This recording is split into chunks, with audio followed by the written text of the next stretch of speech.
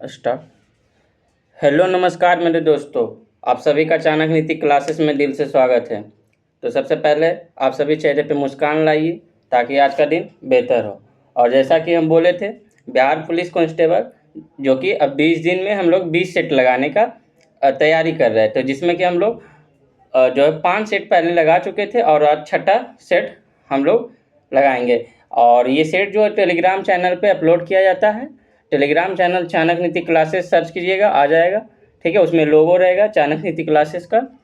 तो वहाँ डेली जो है 5 से 6 सेट लगाया जाता है। तो आप लोग वहाँ सेट लगा कर और इसका डिस्कशन बाद में यूट्यूब चैनल चाणक्य नीति क्लासेस पे देख सकते हैं।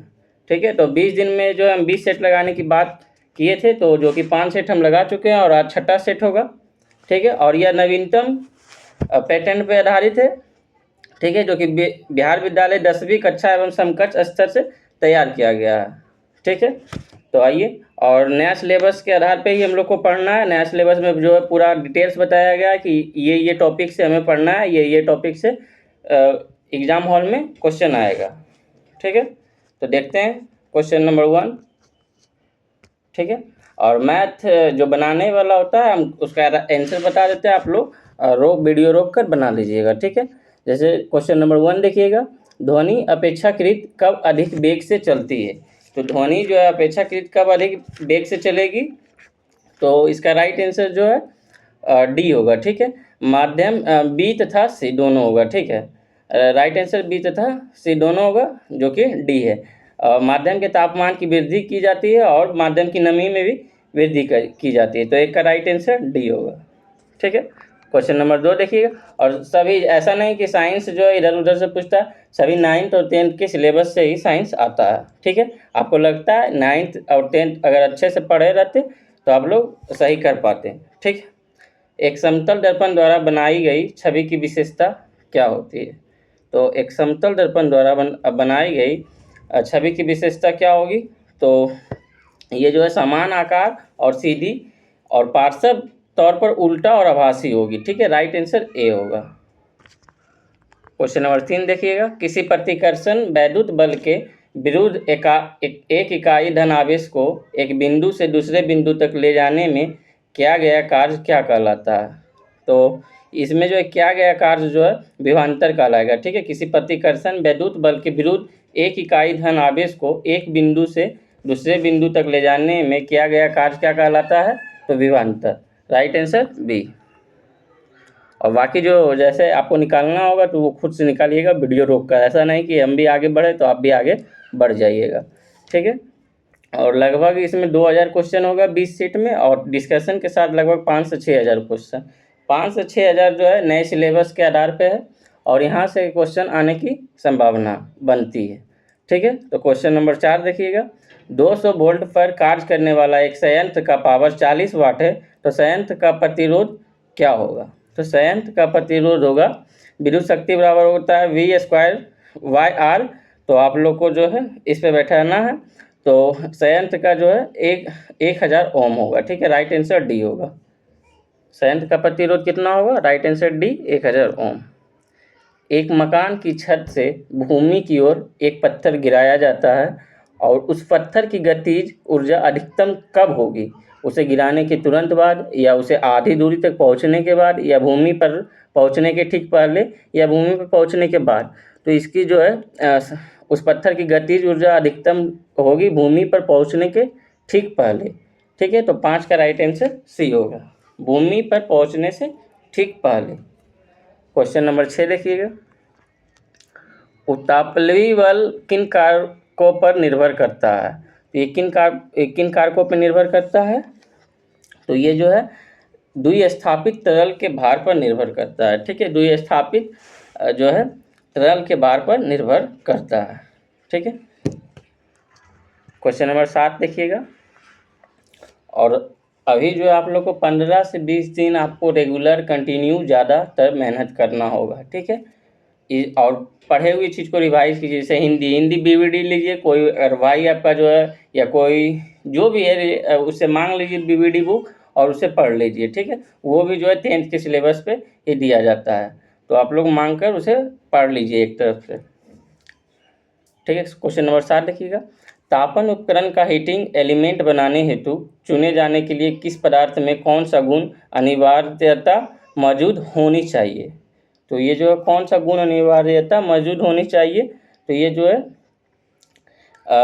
उच्च गलनांक एवं उच्च प्रतिरोधकता, ठीक है, ये दोनों होनी चाहिए, ठीक है, दोनों मौजूद होगा तभी तापन उपकरण का हीटिंग एलिमेंट बनाने हेतु चुने जाने के किस पदार्थ में गुण और अनिवार्यता मौजूद होनी चाहिए। तो राइट आंसर जो है इसका उच्च गलनांक एवं उच्च प्रतिरोधकता होगा। तो राइट आंसर सी, 1 और 2 दोनों होगा, ठीक है। किसी तारे की स्थिति में थोड़ा थोड़ा परिवर्तन होता प्रतीत होता है, तो इसका क्या कारण है। आप लोग देखते होंगे तारे के जो है किसी तारे की स्थिति में थोड़ा थोड़ा परिवर्तन होता है, तो इसका प्रतीत होने का क्या कारण है। तो ये जो है क्योंकि वायुमंडल की भौतिक स्थितियाँ बदलती रहती है, ठीक है, वायुमंडल की भौतिक स्थितियाँ बदलती रहती है। Right answer C. Question number 9 देखिएगा।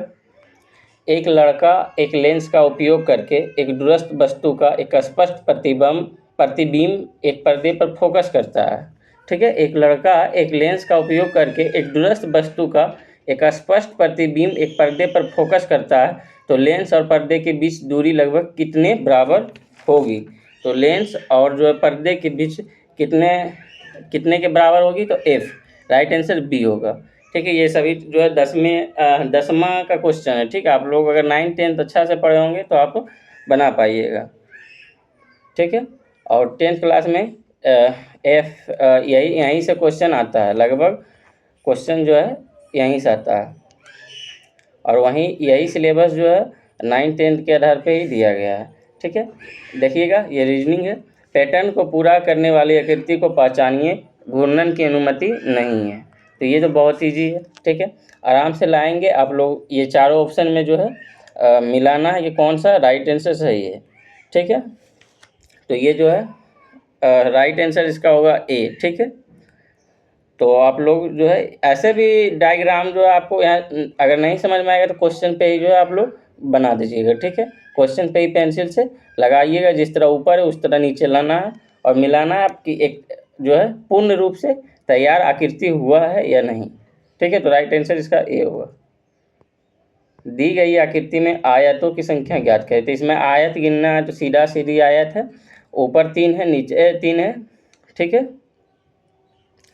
और यहाँ 3 मतलब जो है उत्तर दक्षिण पूर्व पश्चिम में चारों तरफ आयत है, और ये इसे गिनकर जो है बताना है। तो ये इसमें कुल कितने आयत है, तो इसमें आयतों की संख्या कुल 12 होगा, ठीक है। नीचे दिए गए विकल्पों में कौन सी संख्या तीसरे आरेख में प्रश्नवाचक चिन्ह है। तो इसमें जो ऑप्शन नहीं दिया गया है, लेकिन इसका राइट आंसर 26 होगा, ठीक है। क्या किया गया है हम बता देते हैं, ठीक है। तो इसमें जो है किया गया है जैसे 6 गुने 2, ठीक है, 6 गुने 2 12 हो गया, और उसके बाद फिर 6 माइनस 2 कर देंगे।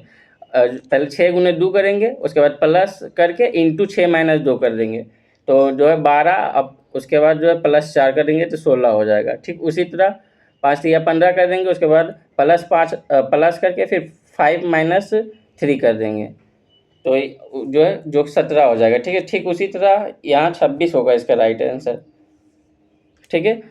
6 छक 24 प्लस उसके बाद 6 माइनस 4 जो है कर देंगे, जो कि 24 में से 24 प्लस 2 होगा तो 26 इसका right answer. Select the correct indirect speech for the following. जो बोल रहा है the master says have you seen the map, ठीक है। तो इसका राइट आंसर होगा the master inquires if he has seen the map. Right answer C, ठीक है। क्वेश्चन नंबर 14 देखिएगा। Select the most appropriate synonym of the given word. जैसे बोला थ्रीव, इसका राइट आंसर क्या होगा। तो ये जो है थ्रीव मिस होता है फलना या फुलना, तो इसका सिनोनिम होगा प्रोस्पर या फ्लोरिश। तो राइट आंसर इसका ए होगा, ठीक है। उसका अर्थ भी होता है फलना या फुलना, ठीक है। और प्रमोट का अर्थ होता है बढ़ावा देना, और फोस्टर का अर्थ होता है पोषण, ठीक है। 15 देखिएगा।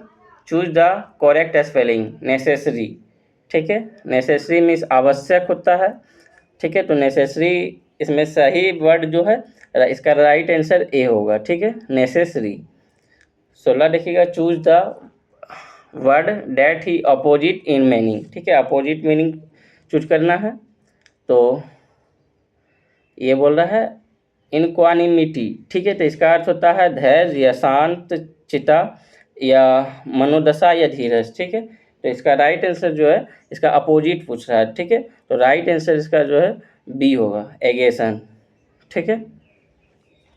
17 देखिएगा, select the word which means the same as the group of word given, ठीक है। तो बोला a partial of total loss of memory, ठीक है, तो ये जो है 17 का राइट आंसर सी होगा, amnesia. Question number 18, select the most appropriate synonym of the bold word in the given sentence, ठीक है, तो those who work why fits and start seldom saw good result.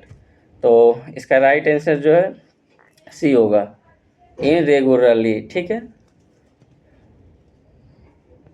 आपको जो है और जो है बीबीडी एक बार देख लीजिएगा तो हिंदी आपका जो है क्लियर हो जाएगा, और इंग्लिश भी आप देख लीजिएगा, जैसे राइटर का नाम, ये सब जो है 10th के 9th और 10th का सिलेबस है। तो हिंदी और इंग्लिश जैसे एक्टिव पैसिव ये हो गया, नरेशन हो गया, ये सब तो सब लोग पढ़े होंगे, टेंस हो गया, ये सब में कहीं दिक्कत नहीं होगा। और आप अगर वहाँ देख लीजिएगा तो उसमें जो है 9th 10th का बुक जो है उसका जो राइटर मिल जाएगा, ठीक है। 19 देखिएगा, fill in the blanks with correct verb form, ठीक है, तो वर्ब फॉर्म कौन सा होगा, तो yesterday the sun dash brightly, तो यहाँ जो है राइट आंसर 19 का जो है ए होगा, सॉन, ठीक है, yesterday the shone brightly, right answer A होगा।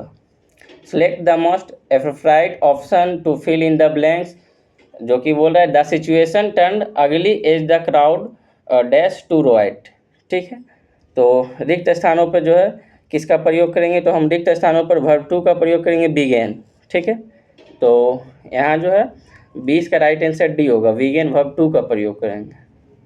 क्वेश्चन नंबर 21, निम्नलिखित में से एक पत्थर का पर्यायवाची नहीं है, तो पत्थर का पर्यायवाची प्रस्तर है, उपल भी है, पसम नहीं होगा, और पाहन भी जो है पत्थर का पर्यायवाची है, तो राइट आंसर सी होगा, पत्थर का पर्यायवाची नहीं पूछ रहा है तो पसम होगा, ठीक है। तो पत्थर का पर्यायवाची कौन नहीं है, तो पसम, ठीक है, पसम का अर्थ होता है बहुत बढ़िया और मुलायम ऊन, ठीक है। तो पत्थर का पर्यायवाची आप लोग को यहीं याद कर लेना है, प्रस्तर, उपल और पाहन, पसान, ओला, इंद्रपोल आदि, ये सब पत्थर का पर्यायवाची है। पर्यायवाची शब्द हिंदी में आप नोट कर लीजिए, पर्यायवाची शब्द आपको कोई टीचर से पढ़ना नहीं है, आपको खुद से याद करना है, ठीक है। कौन सा पर्यायवाची शब्द पूछ देगा इसका कोई पता नहीं है, तो आप लोग को जो है पर्यायवाची शब्द खुद से कोई बुक उठाकर याद करना होगा, ठीक है। उसके बाद देखिएगा, मैंने यह काम कर लेना चाहिए, यह वाक्य में अशुद्ध अंश है, तो आपको क्या लग रहा है कि यह सही है कि मैंने यह काम कर लेना चाहिए या मुझे यह काम कर लेना चाहिए, मुझे यह काम कर लेना चाहिए, ये ठीक शुद्ध लग रहा है, बोलने में भी आसान है और अच्छा लग भी रहा है। उसी तरह यहाँ बोल रहे हैं मैंने, तो इसमें कौन सा शुद्ध अंश है, तो मैंने जो है ये गलत हो जाएगा, यहाँ पे मुझे लगेगा, तो राइट आंसर ए होगा, 22 का राइट आंसर ए, ठीक है। मुझे यह काम कर लेना चाहिए ये सही होगा, और ना कि मैंने यह काम कर लेना चाहिए, ठीक है। 23 देखिएगा, गोस्वामी तुलसीदास की कौन सी कृति है, तो कृति भी आप लोग को याद करना पड़ेगा, ठीक है, कृति भी जो है आप लोग को याद करना पड़ेगा। तो इसमें बोल रहा है जो तुलसीदास की कृति कौन सी है, तो रामचंद्रिका है या हनुमानाटक है या भक्तमाल है या कृष्ण गीतावली है, ठीक है। तो ये जो है तुलसीदास की ये कृति कृष्ण गीतावली है, ठीक है। तुलसीदास की जो अन्य प्रमुख रचनाएं हैं जैसे रामचरितमानस, ये तुलसीदास के इम्पोर्टेंट हम बता देते हैं, ठीक है। तो तुलसीदास की जो प्रमुख रचनाएं रामचरितमानस है, कवितावली है और गीतावली है और दोहावली है, और कृष्ण गीतावली तो आया ही है, और विनय पत्रिका है, ठीक है, इसे ध्यान रखना है। तुलसीदास का जन्म जो है 1532 में हुआ, कहाँ, तो उत्तर प्रदेश के बांदा जिले के राजापुर गांव में, ठीक है, और उनका देहांत कब हुआ, तो 627 में काशी में, ठीक है, इसे ध्यान रखना है। रामचरितमानस की रचना किस भाषा में की गई है? तो अवधी भाषा में। इससे भी ध्यान, रामचरितमानस बहुत इंपॉर्टेंट है, ये तुलसीदास की कृति है। तो रामचरितमानस की रचना कौन सी भाषा में की गई है? तो अवधी भाषा में, ठीक है। और विनय पत्रिका तथा कवितावली की रचना ब्रज भाषा में, ठीक है। तो हिंदी जो है आप लोग को वो पढ़िएगा, वहाँ से मिल जाएगा, सभी क्वेश्चन वहाँ से आ जाएगा, ठीक है। और श्रृंगार रस का स्थायी भाव क्या है? तो श्रृंगार रस का स्थायी भाव रति है, ठीक है। श्रृंगार रस का स्थायी भाव रति होगा, राइट आंसर बी, ठीक है। क्वेश्चन नंबर 25 देखिएगा, वाक में त्रुटिपूर्ण का भाग का चयन कीजिए, यदि कोई त्रुटि ना हो तो मतलब डी भाग का चयन कीजिए। तो भारत सबसे बड़ा लोकतांत्रिक देश है, तो क्या ये जो है सच है? कोई त्रुटि है इसमें? भारत सबसे बड़ा लोकतांत्रिक देश है, तो इसमें कोई त्रुटि नहीं है, तो राइट आंसर जो है डी होगा, भारत सबसे बड़ा लोकतांत्रिक देश है, इसमें कोई त्रुटि नहीं है, ठीक है। फिर बोल रहा है वाक्य में त्रुटिपूर्ण का भाग का चयन कीजिए, यदि कोई त्रुटि ना हो तो डी भाग का चयन कीजिए। तो विद्यालय में जलपान को उत्तम प्रबंध है, तो क्या आपको सुनने में लग रहा है? विद्यालय में आपको खुद पता चल जाएगा कहाँ त्रुटि है, अगर बढ़िया से 2-4 बार पढ़िएगा तो आपको पता चलेगा, बोलने में ही पकड़ा जाएगा। तो विद्यालय में जलपान को, ठीक है, तो विद्यालय में जलपान का उत्तम प्रबंध है, ये होना चाहिए, ना कि जलपान को। तो इसमें जो है त्रुटि है, राइट आंसर बी होगा, ठीक है। जलपान का होना चाहिए, ना कि जलपान को, ठीक है। 27 देखिएगा, इन वाक्यों का सही क्रम में लगाएं, ठीक है। तो पढ़ना है और लगाना है, तो आप लोग को खुद से पढ़ना है और उसके बाद जो है जो सही वाक्य होगा वहीं लगाना। तो इसका राइट आंसर जो है सी होगा, ठीक है। 27 का राइट आंसर सी होगा। जैसे हम पढ़ देते हैं एक बार, तो रावण दुनिया में इस नाम का कोई दूसरा व्यक्ति नहीं है, और राम तो बहुत मिल जाएंगे लेकिन रावण नहीं, ठीक है। रावण तो सिर्फ रावण है, और राजा धीराज लंकापति महाराज रावण को दशानन भी कहते हैं, तो राइट आंसर सी होगा, ठीक है। सामग्री का पुल्लिंग क्या है? तो सामग्री का पुल्लिंग जो है सम्राट होगा, राइट आंसर सी। उन मौलिक अधिकारों का चयन करें जो भारतीय नागरिकों को प्राप्त है परंतु गैर नागरिकों को नहीं है, ठीक है।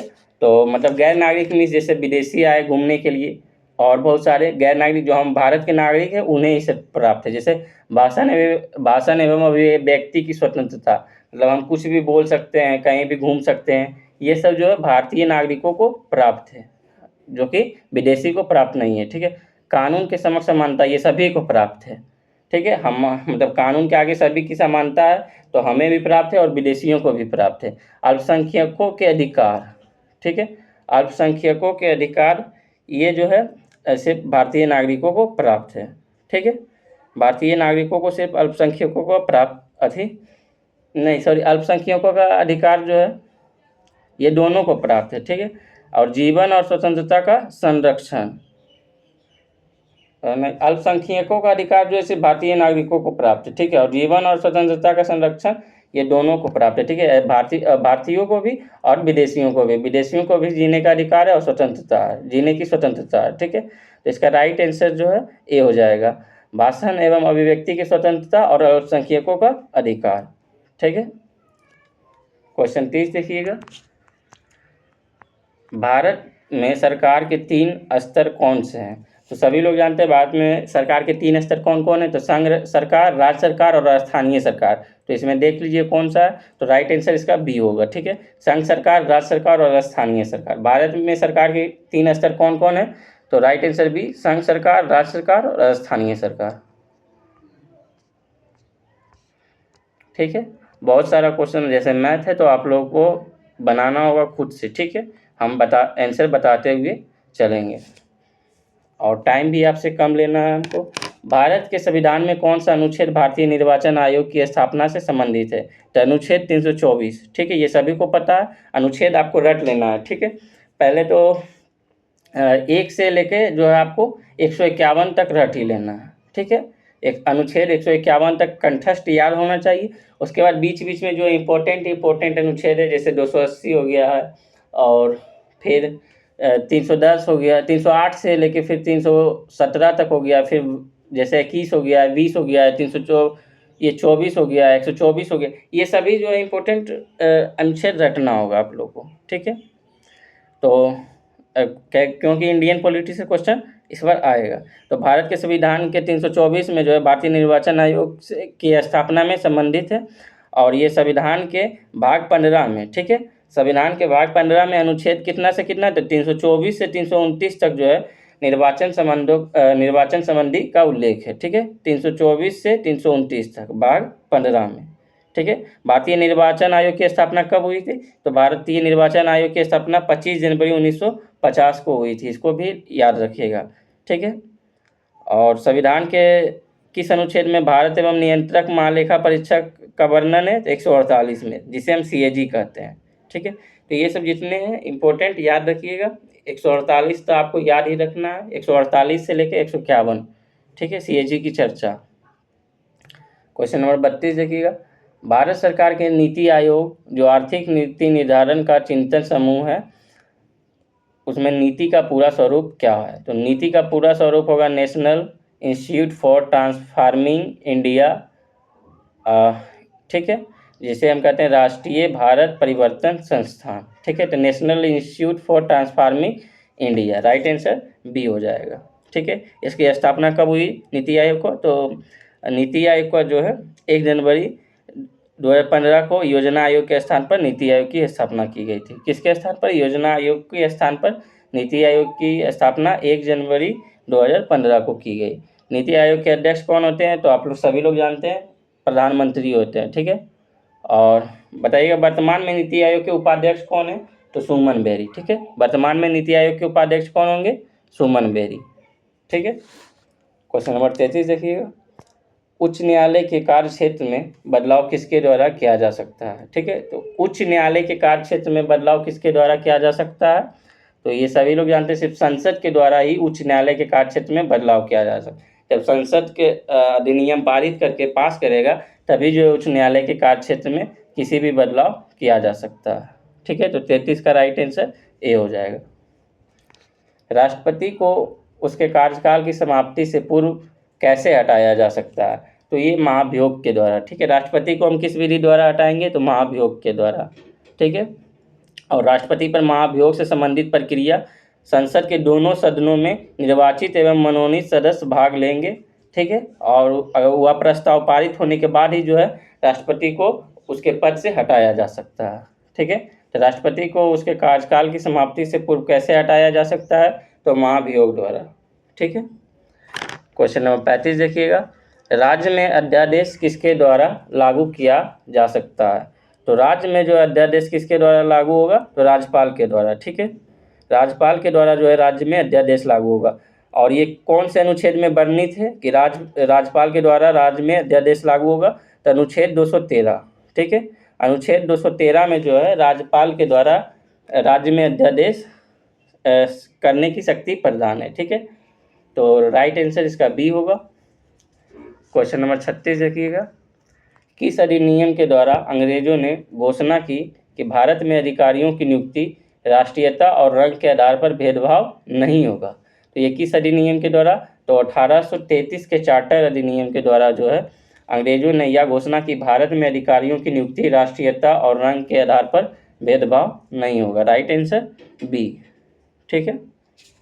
तो इसमें जो है मतलब जैसे रंग भेद होता था और काला गोरा इस तरह का रंग भेद होता था कि कोई भी घोषणा में भारत में अधिकारियों को नियुक्ति राष्ट्रीयता और रंग के आधार पर भेदभाव नहीं किया जाएगा, ठीक है।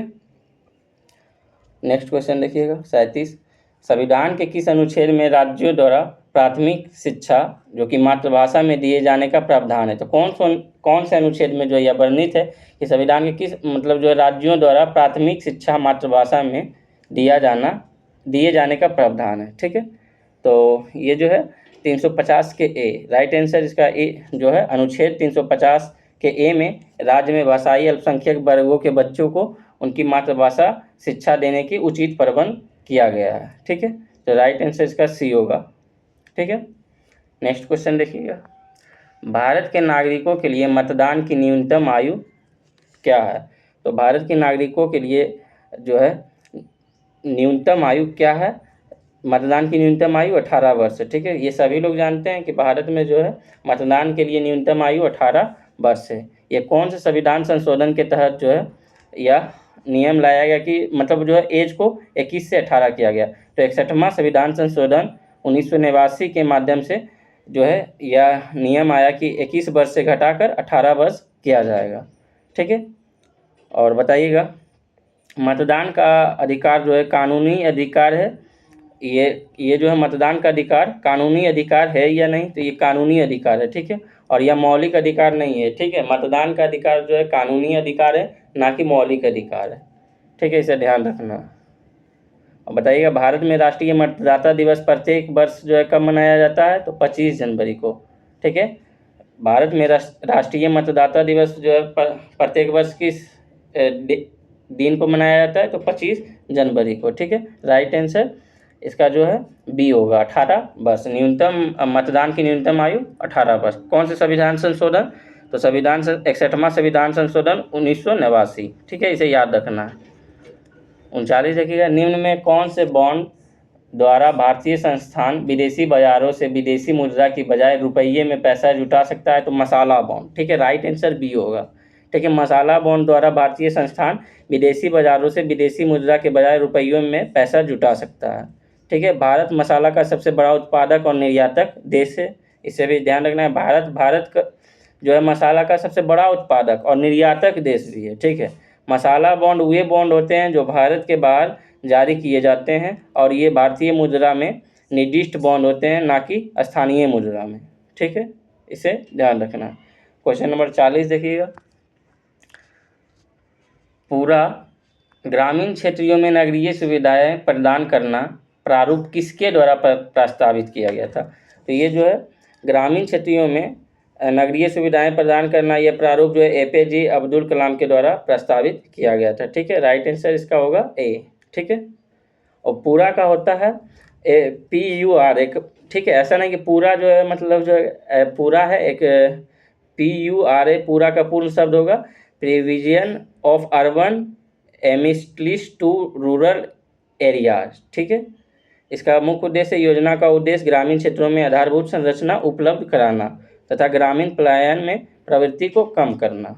ठीक है, ये किनके द्वारा, तो APJ अब्दुल कलाम द्वारा प्रस्तावित किया गया था। ठीक है, 41 देखिएगा, किसी वस्तु के उत्पादन के लिए किसी कंपनी द्वारा किया गया खर्च क्या कहलाता है, तो किसी वस्तु के उत्पादन के लिए किसी कंपनी द्वारा किया गया खर्च क्या कहलाएगा, तो राइट आंसर डी, सामग्री लागत। ठीक है, तो सामग्री लागत कहलाएगा।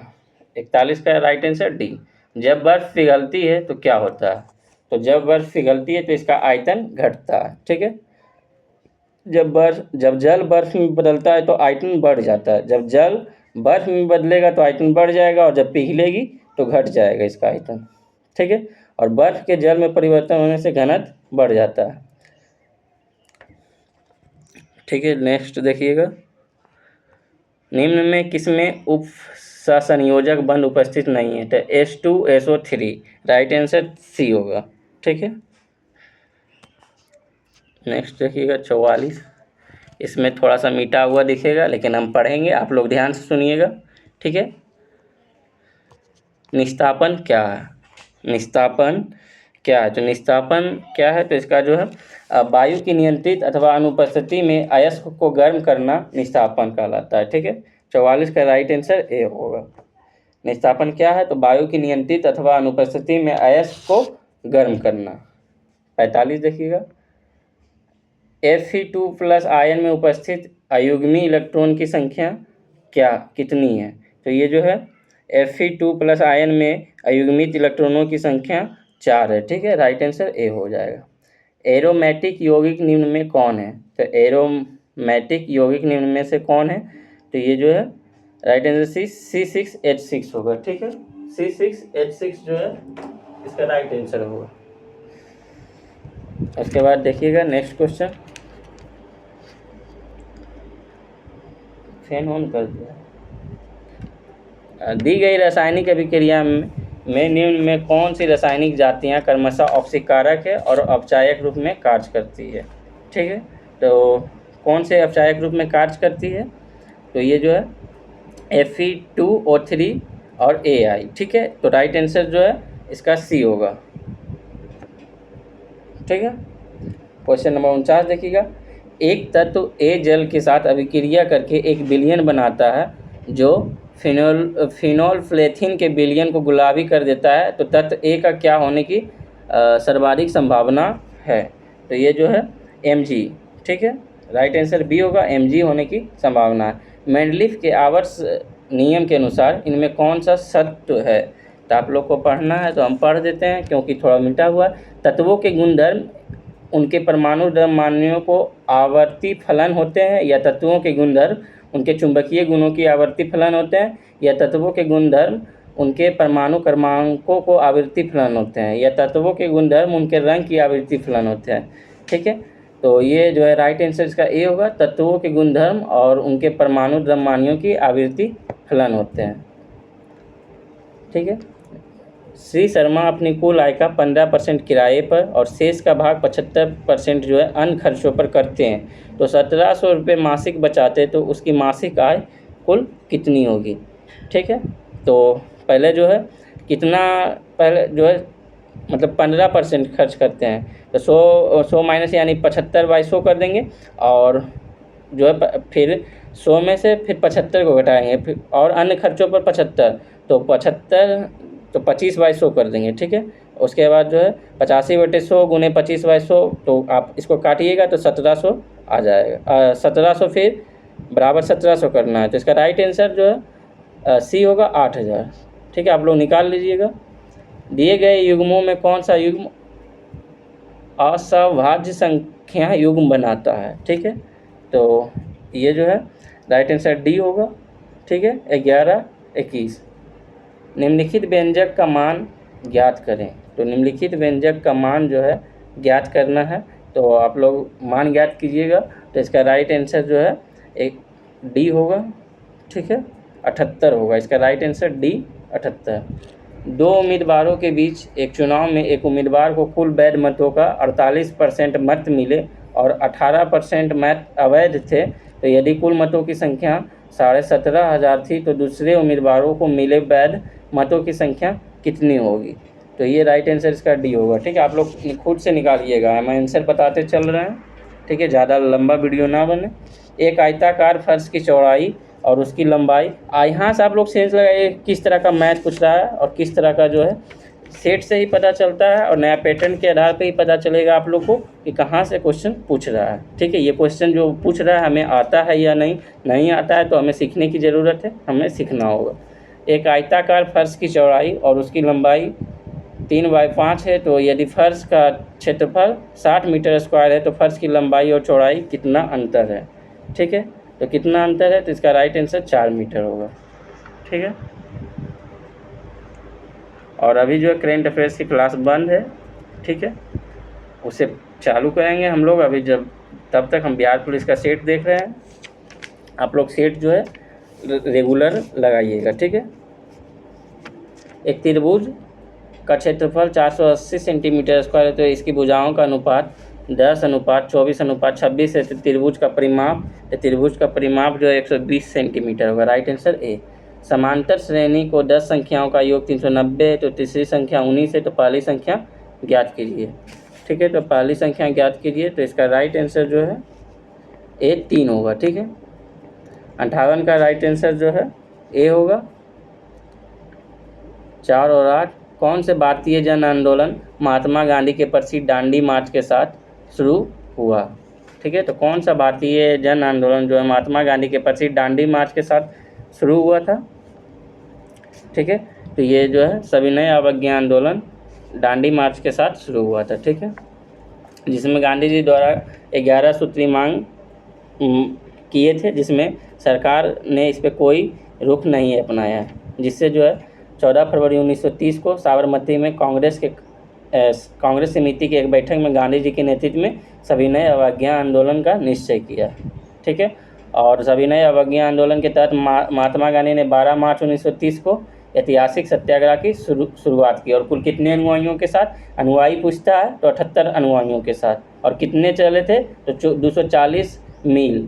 ठीक है, 240 मील लंबी पद यात्रा के बाद जो है कब पहुँचे थे? तो 6 अप्रैल 1930 को गुजरात के नवसारी जिले के समुद्र तट पर वहाँ पहुँचकर जो है नमक कानून को भंग किए थे। ठीक है, इसे ध्यान रखना है। नेक्स्ट देखिएगा, भारत की जनगणना 2011 के अनुसार बिहार में जनसंख्या घनत्व कितना है।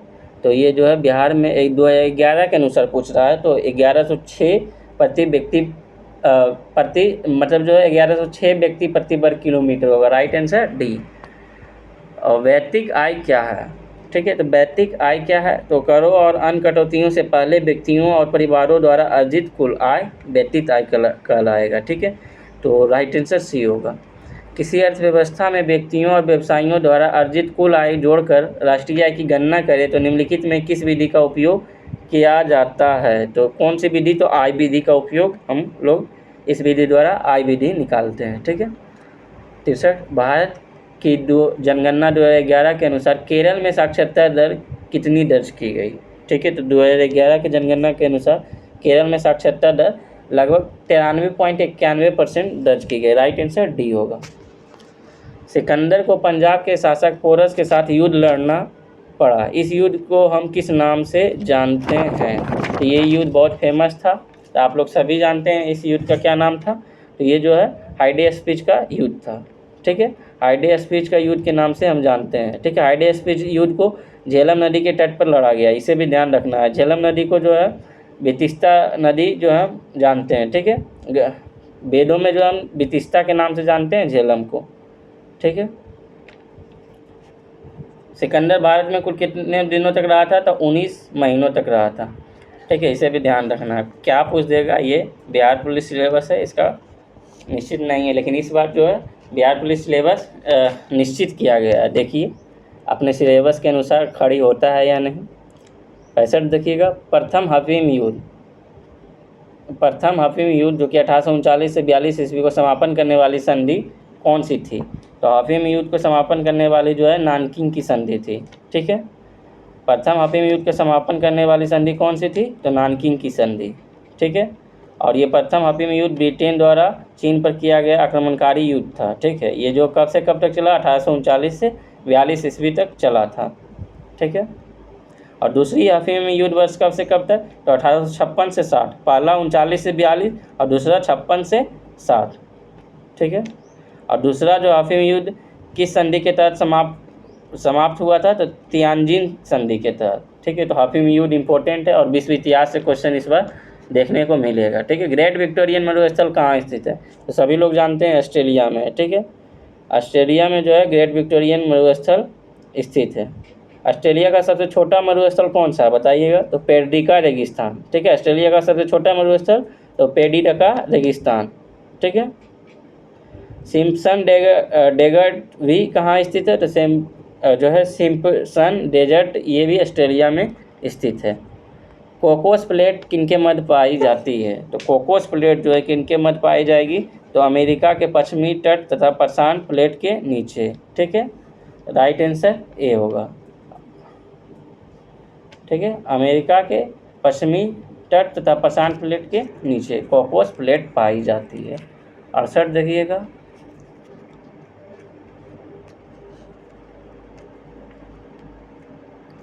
सिंधु घाटी सभ्यता की विकसित अवस्था निम्नलिखित में किस स्थल से के घरों के कुएं से अवशेष मिले हैं। ठीक है, ये दरोगा का भी शायद क्वेश्चन है।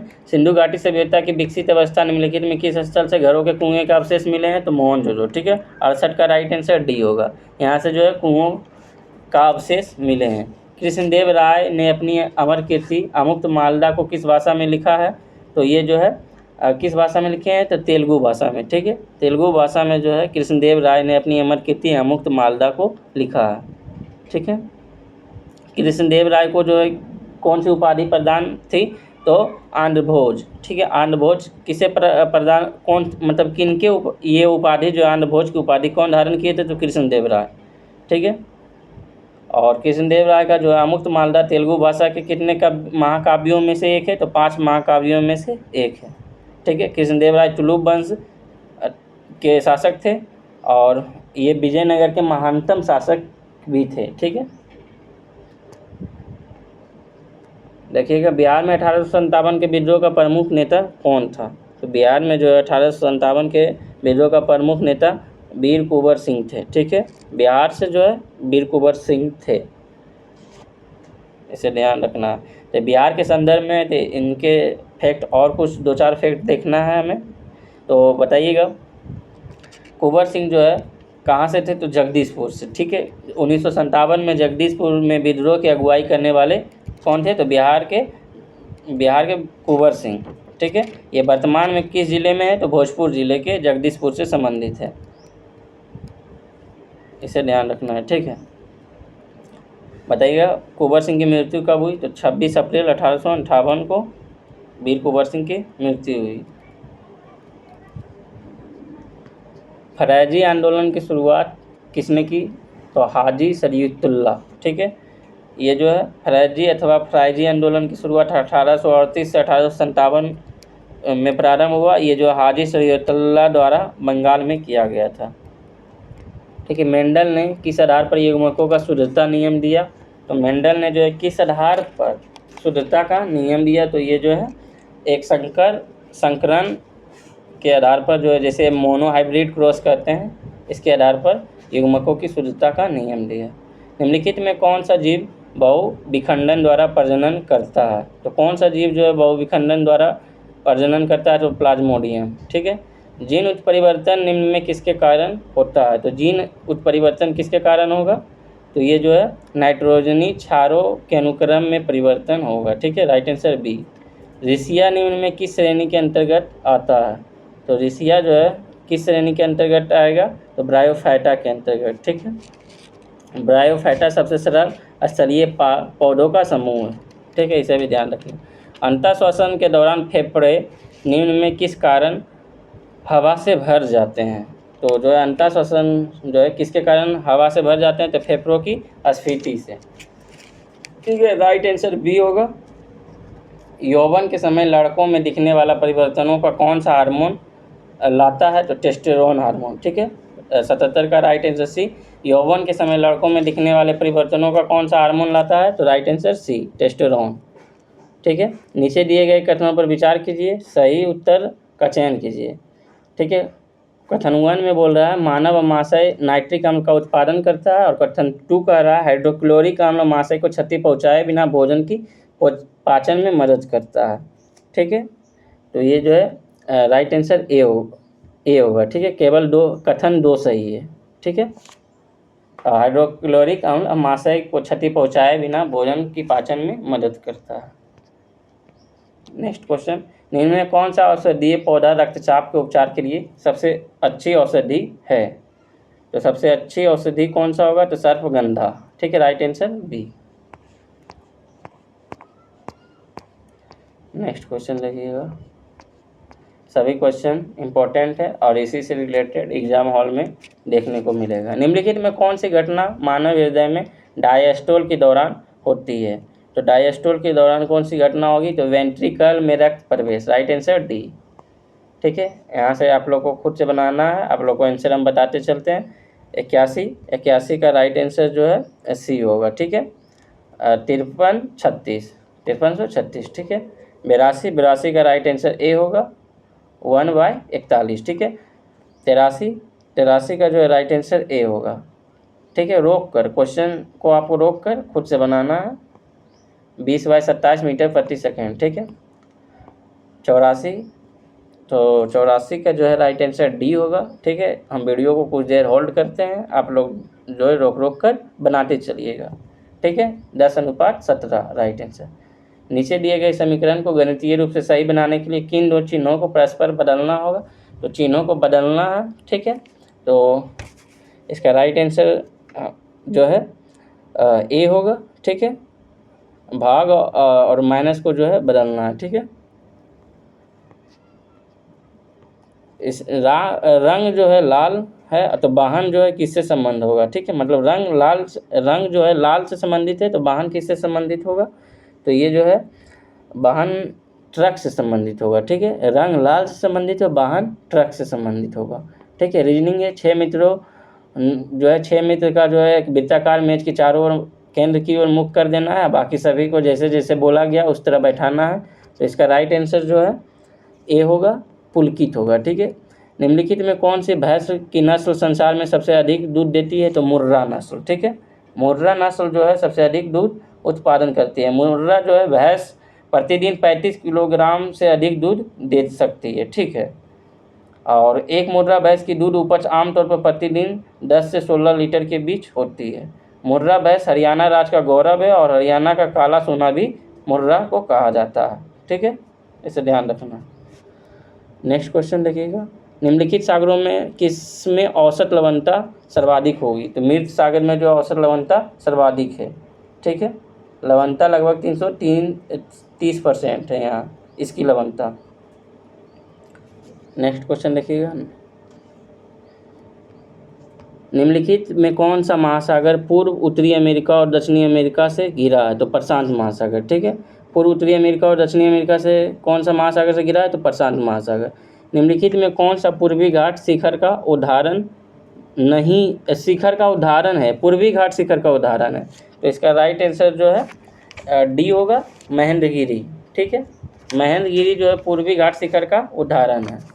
गुरु शिखर तो अरावली का है, डोडा बेटा तो दक्षिण भारत, ये भी जो है अनायमुडी, ये सब जो है दक्षिण भारत का। पूर्वी घाट का जो है महेंद्रगिरी होगा राइट आंसर, ठीक है, इसे ध्यान रखना है। नेक्स्ट क्वेश्चन देखिएगा, एशियाई खेलों का प्रारंभ किस वर्ष हुआ? तो 1951 में। आर्ट ऑफ लिविंग के प्रस्तावक और प्रचारक कौन थे? तो श्री श्री रविशंकर, ठीक है। आर्ट ऑफ लिविंग के प्रस्तावक और प्रचारक कौन थे? तो श्री श्री रविशंकर। निम्नलिखित में किस वर्ष पहला जनजातीय खेल महोत्सव आयोजित किया गया था? तो किस वर्ष जो है पहला जनजातीय खेल महोत्सव आयोजित किया गया था? तो इसका राइट आंसर जो है जनजातीय महोत्सव आयोजित किया गया था, तो ये जो है 2023 में, ठीक है। पंडित भीमसेन जोशी का संबंध किस घराने से है? तो किराना घराने से, राइट आंसर डी, किराना घराने से जो है पंडित भीम जोशी का संबंध है। मार्च 2024 के लिए भारत के थोक मूल्य सूचकांक में मुद्रास्फीति दर क्या है? तो 0.53%, ठीक है, 0.53% इसका राइट आंसर होगा, ठीक है। हाल ही में विश्व प्रेस स्वतंत्रता दिवस 2024 कब मनाया गया? तो ये जो है विश्व प्रेस स्वतंत्रता दिवस 2024 3 मई को मनाया गया है, ठीक है। निम्न में किसे green Oscar Whitley gold award 2024 से सम्मानित किया गया है? तो पूर्णिमा देवी बर्मन। ये सभी करेंट का क्वेश्चन है, आप लोग जो है करेंट हम पढ़ाए हुए भी है, ये सब आप लोग रेगुलर करेंट पढ़ते होंगे तो ये सब सही कर पाइएगा, ठीक है। लक्षद्वीप में शाखा खोलने वाला पहला निजी बैंक, तो ये भी करेंट का क्वेश्चन है, HDFC बैंक। दुनिया का सबसे गहरा ब्लू होल कहाँ खोजा गया? तो मैक्सिको। ये सभी थे करेंट के क्वेश्चन, ठीक है, जो कि इंपॉर्टेंट क्वेश्चन थे। तो आप लोग अगर करेंट पढ़ते होंगे तो ये सब सही कर पाइएगा, ठीक है। तो ठीक इसी तरह से जो है आप लोग को मेहनत जारी रखना है। आप लोग को जो है अभी 15 से 20 दिन जिसका जो भी डेट में है पूरा मेहनत करना है, ठीक है। तो इसी तरह करते रहिएगा आप लोग। तो आज के लिए इतना ही, और आप लोग OMR पर गोला को प्रैक्टिस कीजिए, ठीक है। आप OMR पर जो है आंसर राइटिंग करना है, मतलब जो है गोला का सही प्रैक्टिस OMR पर ही होगा, ठीक है, ना कि जो है कॉपी कलम से करना है। OMR भरिएगा तो अभी यहाँ से प्रैक्टिस बना हुआ रहेगा, तो एग्ज़ाम हॉल में गलत होने की संभावना बहुत कम रहेगी, ठीक है। तो आज के लिए इतना ही, थैंक यू, जय हिंद।